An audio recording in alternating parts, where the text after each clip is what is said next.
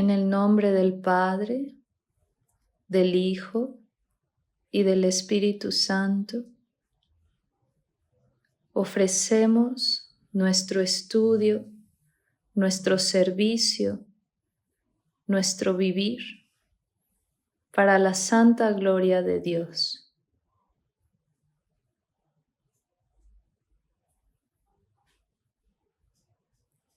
Bien.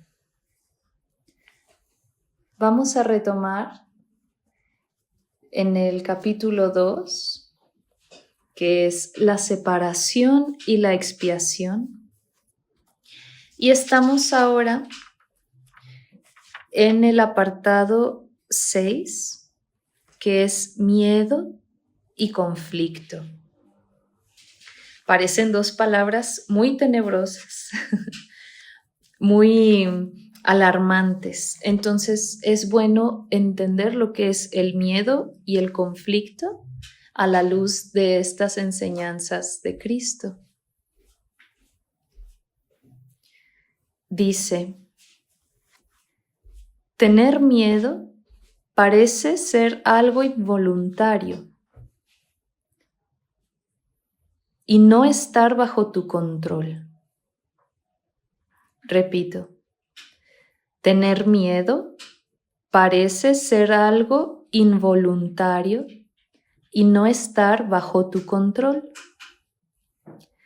Mas he dicho ya que solo los actos constructivos deben ser involuntarios.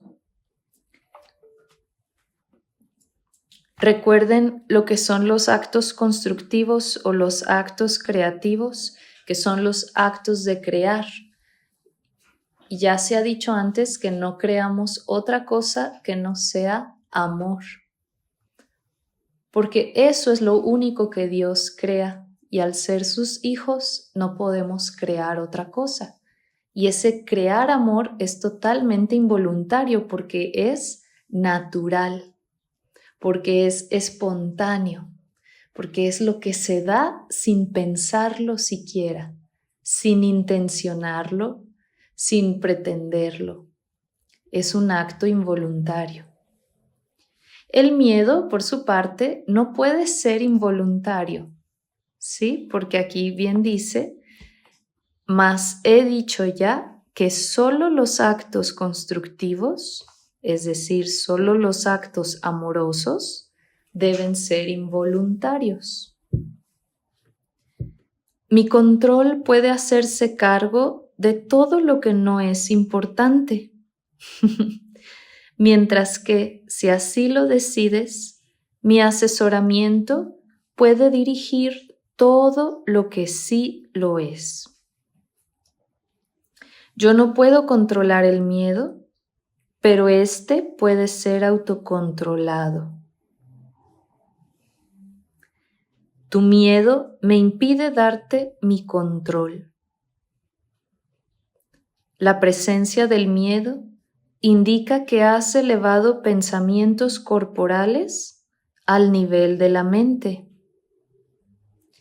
Eso los pone fuera de mi control y te hace sentir personalmente responsable de ellos, lo cual es una obvia confusión de niveles.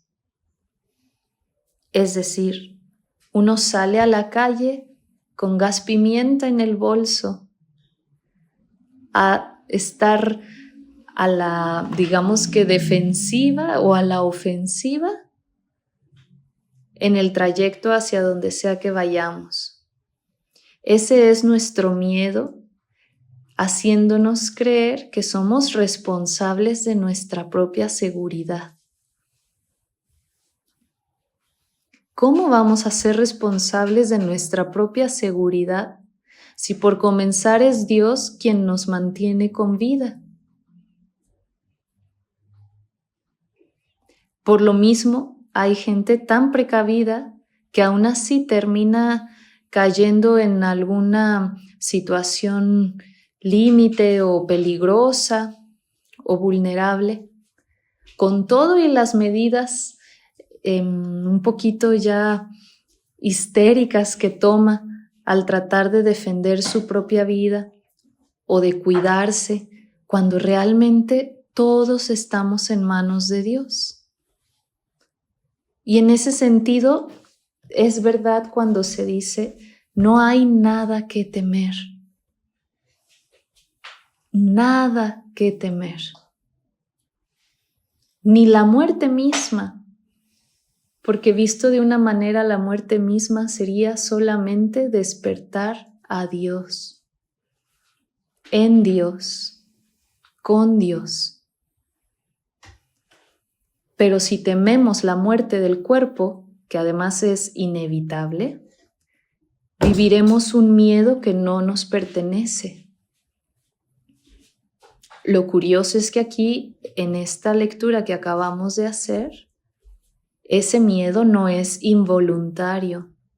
Ese miedo subsiste porque voluntariamente, aquí dice, hemos elevado pensamientos corporales al nivel de la mente. Recuerden que en este contexto la mente es lo que nos une al espíritu. No la mente racional, no el intelecto que se mide con exámenes de IQ, sino la conciencia, que es un aspecto del humano poco explorado, del cual solamente quienes se dedican a estos temas han podido penetrar en esos misterios de lo que es la conciencia, que aquí se le llama mente, ¿sí? Esa es nuestra verdadera, vamos a decirle, puerta, ventana, conexión con el espíritu.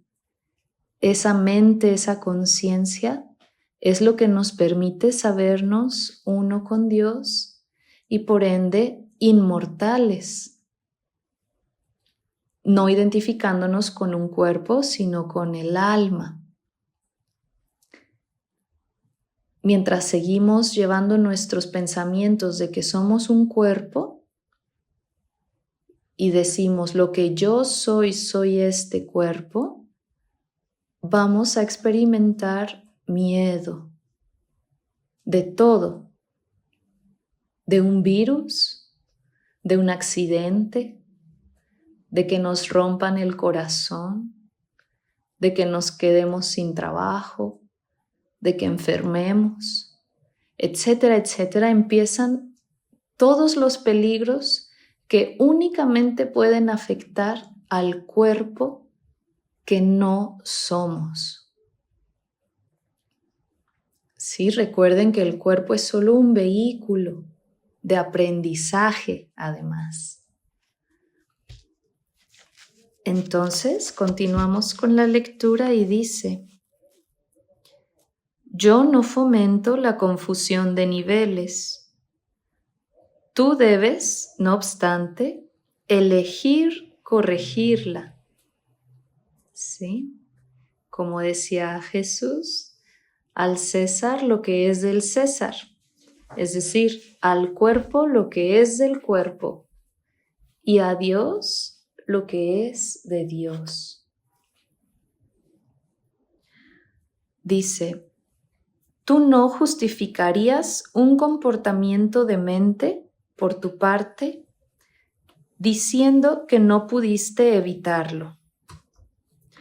¿Por qué entonces condonas pensamientos dementes? Hay una confusión en esto que te convendría examinar detenidamente. Tal vez creas que eres responsable de lo que haces, pero no de lo que piensas. Ojo con esto. La verdad es que eres responsable de lo que piensas porque es solamente en ese nivel donde puedes ejercer tu poder de decisión. Tus acciones son el resultado de tus pensamientos. No puedes separarte de la verdad otorgándole, entre comillas, autonomía al comportamiento. ¿Sí? Lo controlo yo automáticamente tan pronto como pongas tu pensamiento bajo mi dirección. Y es Cristo diciéndonos, este comportamiento lo controlo yo automáticamente tan pronto como pongas tu pensamiento bajo mi dirección. Siempre que tienes miedo, es señal inequívoca de que le has permitido a tu mente crear falsamente y de que no me has permitido guiarla. Recuerden cuando estaban en la barca,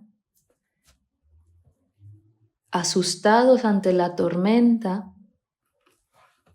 y Jesús pregunta, ¿por qué temen? Esa es una preciosa pregunta y al mismo tiempo implica una invitación a darse cuenta de que no hay razón alguna para temer.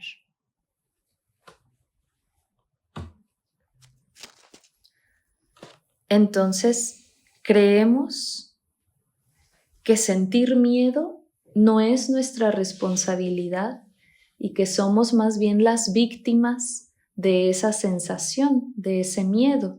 Decir, yo tengo miedo y me siento vulnerable, me siento frágil, me siento débil, ¿sí?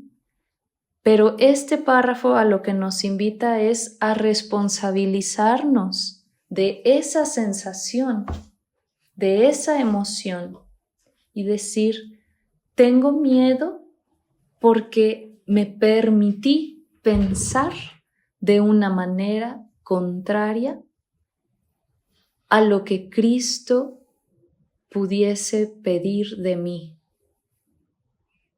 o pudiese guiar en mí. La próxima vez que sintamos una angustia, un temor, nervios, espanto, terror, ansiedad, podemos hacernos esta pregunta. ¿Por qué tengo miedo? Si Cristo está en mí, ¿por qué no mejor le pido a Él que guíe mis pensamientos? Y como dice Él, el comportamiento lo controlo yo automáticamente tan pronto como pongas tu pensamiento bajo mi control, bajo mi dirección. No nos pide más, no nos pide sean fuertes, tómense unas pastillas, peleen contra el miedo. No nos pide ni siquiera reconocer al miedo como algo real. Solo nos pide ponernos bajo su dirección. Y Él hará lo necesario y el milagro necesario para que ese miedo se disipe en la luz amorosa de Dios.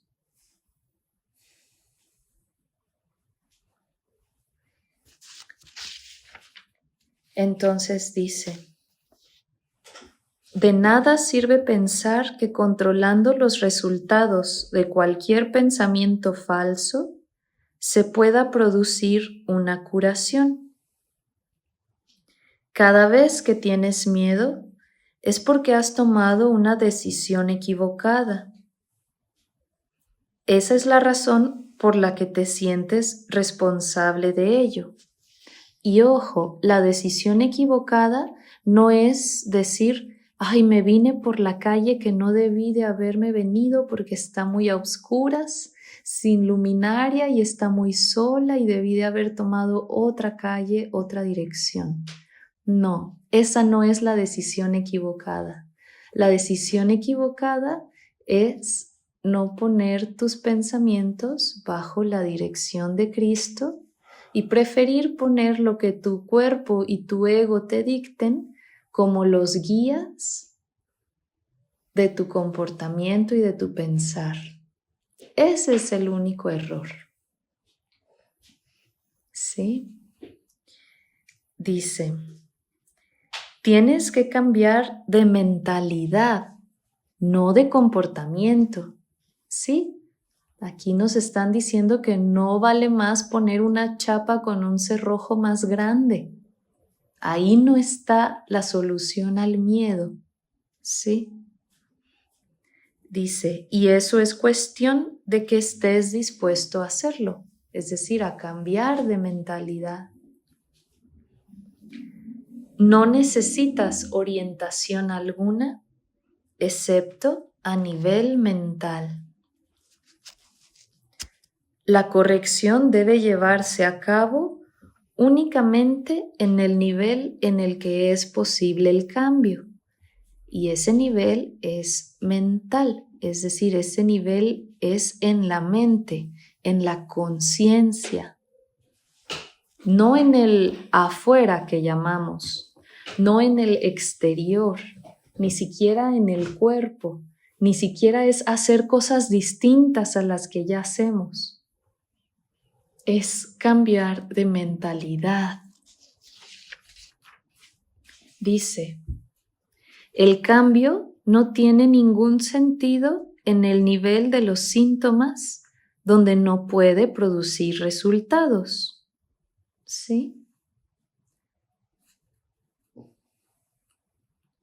Deshacer el miedo es tu responsabilidad. Cuando pides que se te libere del miedo, estás implicando que no lo es. En lugar de ello, deberías pedir ayuda para cambiar las condiciones que lo suscitaron. ¿Sí? No es decir, Dios mío, ayúdame a quitarme este miedo. Otra vez, es decir, Dios mío, Jesús, Espíritu Santo, por favor, guía mi mente, guía mi conciencia. Es eso, porque solo en la mente se suscita el miedo. Dice, esas condiciones siempre entrañan el estar dispuesto a permanecer separado. ¿Sí? Se refiere a las condiciones en las que se suscita el miedo. Siempre van ligadas a una idea errónea de separación, de que yo soy esto y todo lo que está afuera es lo otro, es lo que no soy yo. Y esa es una condición, digamos que inevitable del miedo, de sentir miedo. Pero por eso dice, a ese nivel tú puedes evitarlo. ¿Qué pasa? Pues dice aquí, eres demasiado tolerante con las divagaciones de tu mente y condonas pasivamente sus creaciones falsas. Entonces, la mente se inventa que tiene una gran ansiedad, una gran preocupación, se siente muy insegura de caminar sola o de dar ese otro paso o de tomar esa decisión, ¿sí? O de qué va a pasar en el mundo, etc. Y uno le permite ese estado enfermo de existir. Uno le permite a la mente que esas creaciones falsas tengan importancia y tengan existencia y tengan cierta realidad cuando son pensamientos falsos. ¿Por qué? Porque los únicos pensamientos verdaderos, por así decirlos, no son otra cosa que amor. Y ya veíamos que el opuesto del amor es el miedo. ¿Sí? Dice, el resultado particular no importa. Lo que importa es el error fundamental, la raíz, el origen de ese miedo. La corrección es siempre la misma. Antes de decidir hacer algo, pregúntame si tu elección está de acuerdo con la mía. Si estás seguro de que lo está, no tendrás miedo. Qué hermosa esa corrección, ¿cierto? Antes de decidir hacer algo, preguntémosle a Cristo si esa elección está de acuerdo a su voluntad. Es lo único. Ponernos en sus manos, aceptar su voluntad por encima de la nuestra o de la de nuestro ego, más bien. ¿Sí? Y es lo único que bastará. Y aquí profundiza la lectura diciendo, el miedo es siempre un signo de tensión que surge cuando hay conflicto entre lo que deseas y lo que haces. ¿Qué tal? Un conflicto que surge entre lo que deseas y lo que haces, que son dos verbos totalmente impregnados de ego, desear y hacer. Esta situación se presenta de dos maneras. Primera, puedes elegir hacer cosas conflictivas, ya sea simultánea o sucesivamente. Recuerden que el conflicto es esta tensión, ¿verdad? Esto da lugar a un comportamiento conflictivo, es decir, un comportamiento tenso, lo cual te resulta intolerable porque la parte de la mente que quiere hacer otra cosa se enfurece. ¿Sí? Segunda, puedes comportarte de acuerdo a cómo crees que debes, mas sin querer hacerlo realmente. Esto da lugar a un comportamiento congruente, pero conlleva gran tensión. En ambos casos, la mente y el comportamiento están en desacuerdo, lo cual da lugar a una situación en la que estás haciendo algo que realmente no quieres hacer. Esto suscita una sensación de coerción, como si alguien te lo estuviera imponiendo frustradamente, arbitrariamente, que normalmente produce furia y es muy probable que también dé lugar a proyecciones, ¿sí? Es decir, a que veamos en el afuera lo que más bien estamos sintiendo o pensando adentro. Siempre que tienes miedo es porque aún estás indeciso. Tu mente se encuentra, por lo tanto, dividida y tu comportamiento inevitablemente se vuelve errático. La corrección a nivel de comportamiento puede cambiar el error del primer tipo al segundo, mas no elimina el miedo. ¿Sí? Entonces, entre lo que deseamos hacer y lo que realmente hacemos, aunque aparentemente esté en armonía, es decir, yo estoy haciendo lo que deseo, de todas formas se puede suscitar cierto miedo. O aunque yo sepa cuál es mi deber o mi responsabilidad, por ejemplo, tengo que cruzar el otro lado de la ciudad para llegar a tal punto y es lo que yo deseo o asumo que deseo hacer y lo hago y siento miedo en la forma de no quiero llegar tarde, ¿sí? No quiero que haya un accidente, que me pase algo, ¿sí? Que no sé, X o Y razón, que me toque un tráfico, el miedo de no alcanzar incluso a la luz verde del semáforo, ¿sí? Se vuelve una tensión total ese trayecto. Entonces, ¿qué pasa? No es ni el hecho de desear ni el hacer, sino simplemente el de rendir. Rendir incluso ese acto o esa decisión a Cristo. Señor, si es tu voluntad que yo vaya a ese punto de la ciudad, que así sea. Y ese silencio permite que la intuición que cada uno poseemos nos deje saber si en efecto esa es la voluntad de Dios o el deseo y capricho del ego. Si es la voluntad de Dios, iremos en paz, en armonía, manejando amorosísimamente hasta nuestro destino. Sea cual sea que ese sea cual sea el destino al que nos lleve Dios en ese trayecto.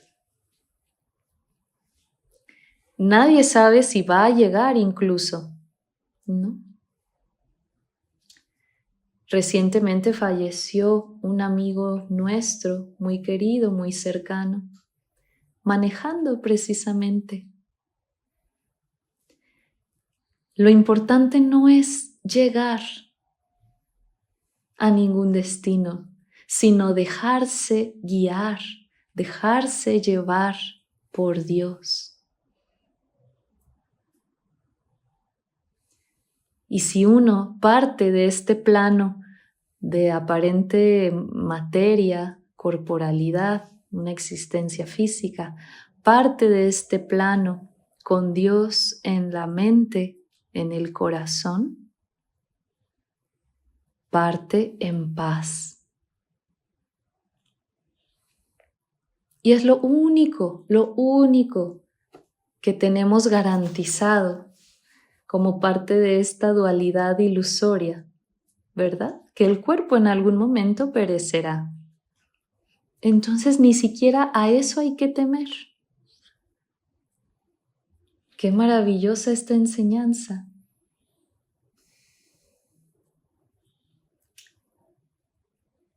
Vamos a dejar que todo esto repose en el corazón, que las ideas se asienten una a una, tomen su lugar en nuestro corazón, en nuestra mente. Y en la siguiente lección, primero Dios, veremos el resto del capítulo, que es muy profundo y quizás a veces genere un poco de resistencia decir, ¿cómo que soy responsable de sentir este miedo o esta angustia, esta ansiedad? Pues sí lo somos. Quizás nadie nos lo había dicho antes, pero lo somos. Y ni siquiera es para culparnos de nada, simplemente para rectificar, corregir ese error y decir, bueno, soy responsable de este miedo porque yo mismo lo fabriqué al identificarme con el cuerpo. Entonces, Dios mío, por favor, toma tú las riendas de mi vida, de mi pensamiento, de mi mente, de mi conciencia. Es lo único que se necesita. Diría el maestro Mauro Kunst, es más difícil arrugar una servilleta que practicar, que realmente poner en práctica estas enseñanzas. Y es muchísimo más satisfactorio, gozoso y beneficioso poner en práctica estas, digamos que, sanaciones, estar dispuesta a sanar, que permanecer en ese infierno de miedo que vivimos al día a día. ¿Sí? Bien. ¿Les parece si avanzamos a la lección 18? En el curso de milagros se divide en 2 secciones. Primero está el texto y luego está el libro de ejercicios. Vamos en la lección 18 que dice: no soy el único que experimenta los efectos de mi manera de ver. Increíble esta idea, que es la que nos toca para este día. Dice: la idea de hoy es un paso más en el proceso de aprender que los pensamientos que dan lugar a lo que ves nunca son neutros o irrelevantes. También hace hincapié en la idea, a la que posteriormente se le dará cada vez mayor importancia, de que las mentes están unidas. Y aquí voy a hacer un pequeño paréntesis, porque esta es la primera vez que aparece esta revelación en las sesiones. Las mentes están unidas. Y uno cree que adentro de mi cabecita nadie se da cuenta de lo que pienso y que eso no se manifiesta afuera en el mundo y solo me lo quedo yo muy guardadito, mi secreto. Pero ¿qué nos dice esta lección? No soy el único que experimenta los efectos de mi manera de ver. Aquí vamos a comenzar con algo muy básico, que es la manera en la que vemos el mundo. Pero dice, la idea de hoy no se refiere tanto a lo que ves, sino a la manera en lo que lo ves. La manera en la que ves. ¿Sí? Por lo tanto, los ejercicios de hoy hacen hincapié en ese aspecto de tu percepción. Las 3 o 4 sesiones de práctica que se recomiendan deben hacerse de la siguiente manera. Mira a tu alrededor y a medida que selecciones los objetos para la aplicación de la idea de hoy, tan al azar como sea posible, descansa tu mirada en cada uno de ellos el tiempo suficiente para poder decir: no soy el único que experimenta los efectos de mi manera de ver esta taza, este libro, esta silla, ¿sí? Repito la idea. No soy el único que experimenta los efectos de mi manera de ver tal cosa. Y donde sea que los ojos reposen en cualquier objeto que tengan a la mano o a la vista, le aplicamos esa idea. Ojo, no decimos: no soy el único que experimenta los efectos de mi observar o de mi ver este lápiz, este celular, este vaso, sino de mi manera de ver este lápiz, este celular o este vaso. Se hace hincapié en la manera en la que vemos, ¿sí? Concluye cada sesión de práctica repitiendo esta afirmación más general, que es: no soy el único que experimenta los efectos de mi manera de ver. ¿Sí? 1 minuto o incluso menos es suficiente para cada sesión de práctica. Entonces, si les parece bien, podemos disponernos a practicar por 1 minuto. ¿Alguien tiene alguna pregunta de esta práctica?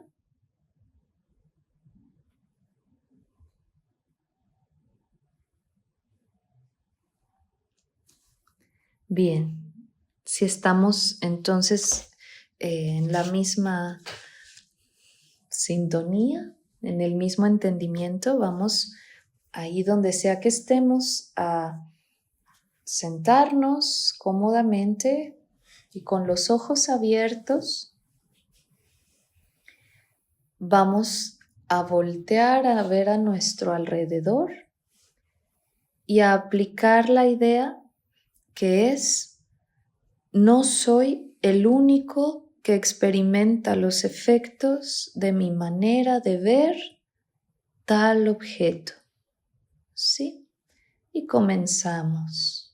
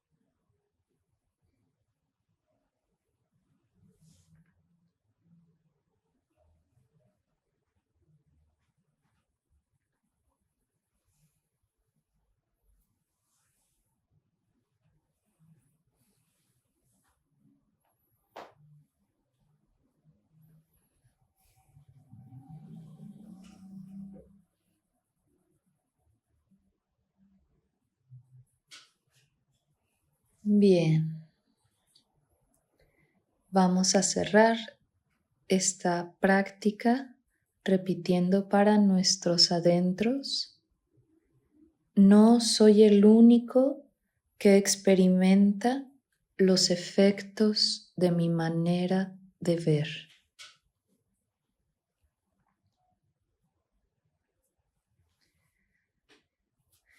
Y bien, hasta aquí.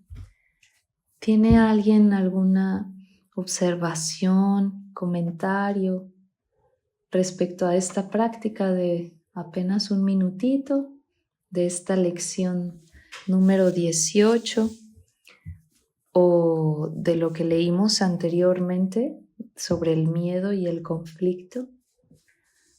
Son bienvenidas sus preguntas, sus observaciones, comentarios.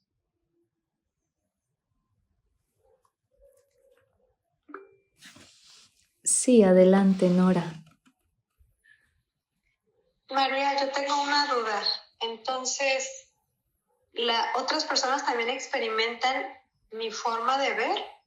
¿O lo que quieres decir es que cada quien lo experimenta personalmente? No, aunque suene muy insólito al principio, es así como lo dijiste en primer lugar. Otras mentes también experimentan nuestra manera de ver, pero no es que sean otras personas, es decir, otros cuerpos que experimentan lo mismo que yo veo, por el simple hecho de que esos cuerpos no tienen mis dos ojos.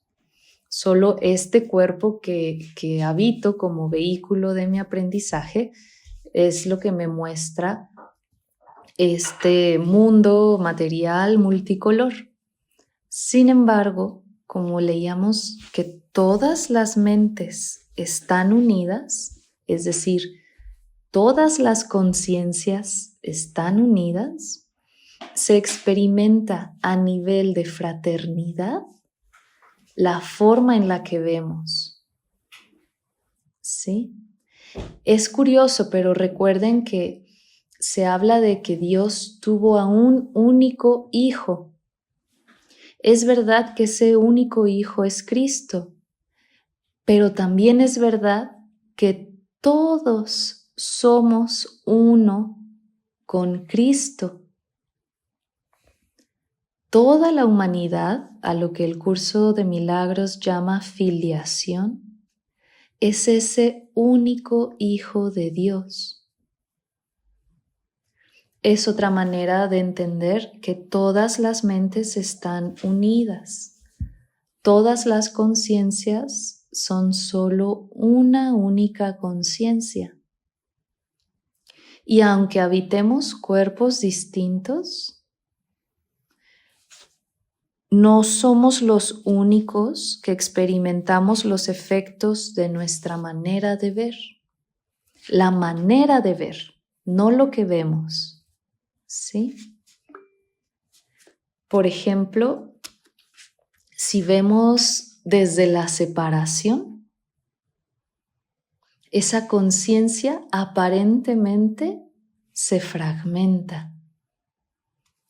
Y entonces surgen todos los 7 billones, o creo que ya iban a ser más, de humanos que somos,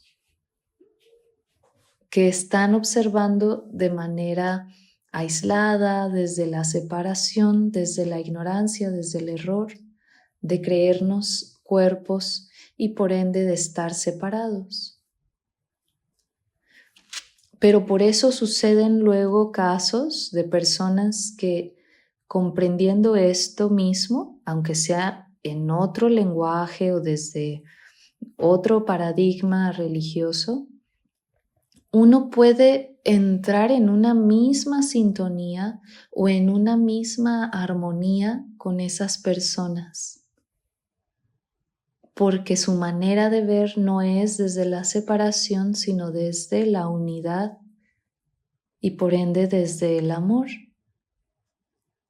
Entonces, los efectos que se experimentan al estar cerca de ese tipo de personas, que se les puede decir santos, sabios, personas realizadas espiritualmente, son efectos, por comenzar, inefables, pero que sí se viven. Incluso físicamente se pueden sentir, pero trascienden al cuerpo y se genera una paz, una dicha, se abre el corazón.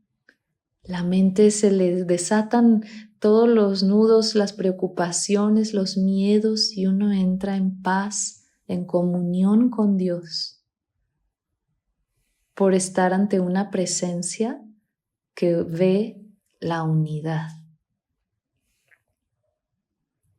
Quienes han tenido el privilegio de estar en presencia de alguien así, pues sabrán a lo que me refiero. Y quienes no se preocupen, pueden ser ustedes mismos quien vean desde ese lugar.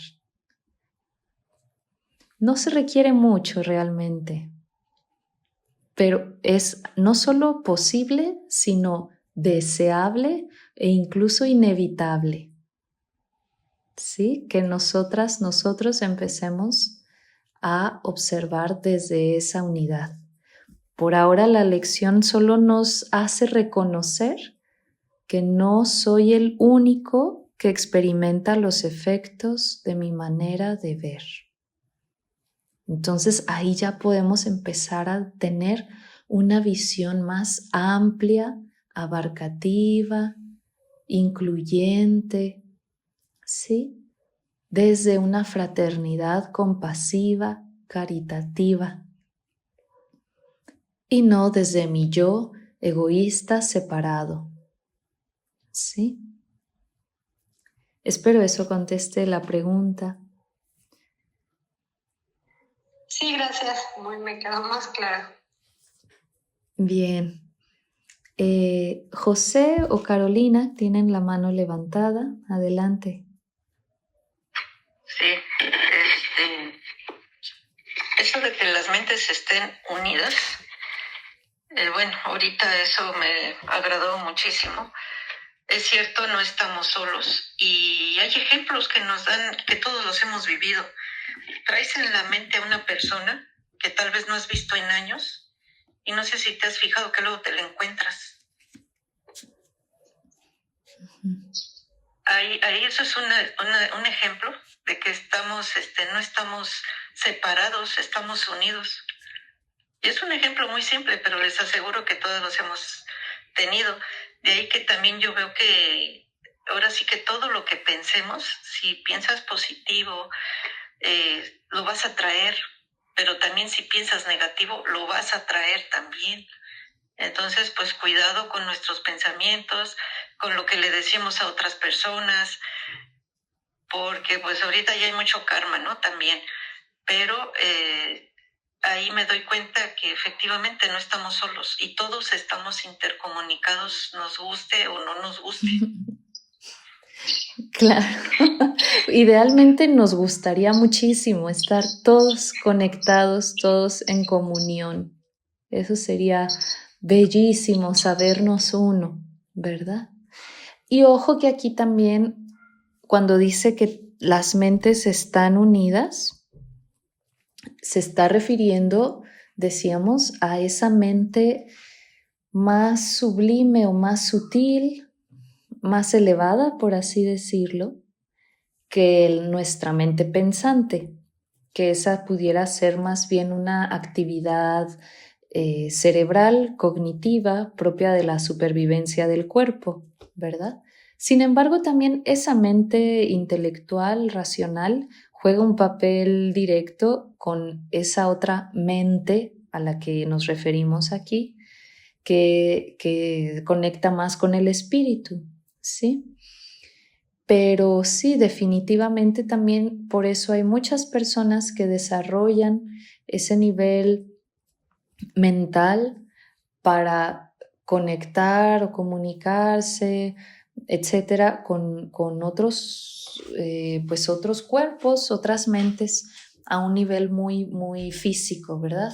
Pero eso nada se compara con la dicha de realizar, de darse cuenta que estamos en comunión todos con Dios, sin importar color de piel, nacionalidad, profesión, ¿sí? Estamos vinculadas a Dios. Entonces, claro, evidentemente, pues también al cuerpo llegan, o bueno, a la mente del cuerpo llegan esas mini revelaciones, ¿no? Premoniciones, o casi que sabes lo que está pensando la otra persona cuando ya hay un nivel de afinidad, ¿verdad? Pero esto es todavía más sutil, más espiritual, vamos a llamarlo así. Entonces lo podemos empezar a ver. Esta es la primera vez que se menciona en el curso de milagros y como bien dice que luego se le va a dar cada vez mayor importancia a esta idea.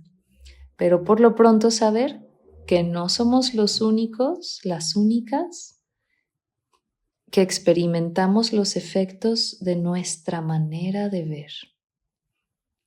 Y ahí creo que otra vez nos llaman a una responsabilidad. ¿Sí? Veo todo medio vacío, medio chueco, medio mal hecho, medio falto, medio carente, y las personas que estarán alrededor de mí presenciarán o experimentarán, mejor dicho, esos efectos. Entonces, de aquí pudiéramos probar responsabilizarnos de esa manera de ver. Sin embargo, esa no es la práctica, esa no es la lección. La lección es solamente decir, no soy el único que experimenta los efectos de mi manera de ver, tales objetos que tengo frente a mí, ¿sí? No imaginemos objetos en el pasado, en un futuro, objetos abstractos, no, es en donde mis ojos caigan, a ese objeto le aplico la idea. Sí, tiene que ser muy concreto en este punto. Muchas gracias por compartir. ¿Alguien más tuviera alguna observación, pregunta, revelación?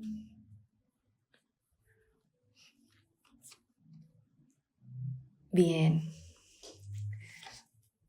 pues va a ir siendo una aventura preciosa, maravillosa, ir acompañándonos en este aprendizaje, en estas enseñanzas, estas lecciones prácticas, porque de verdad que un curso de milagros hace milagros.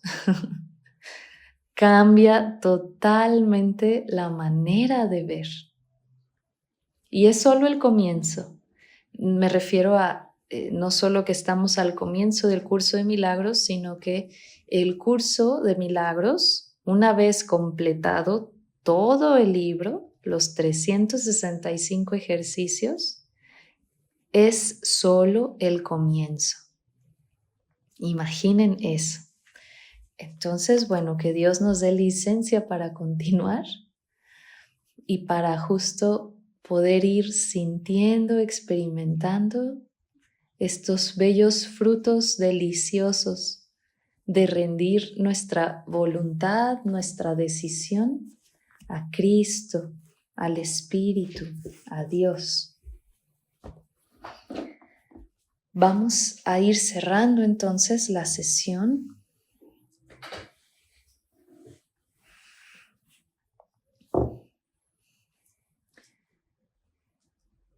Agradecemos a nuestros hermanos y hermanas por la filiación, la fraternidad, la comunión, por la cual somos uno con Dios.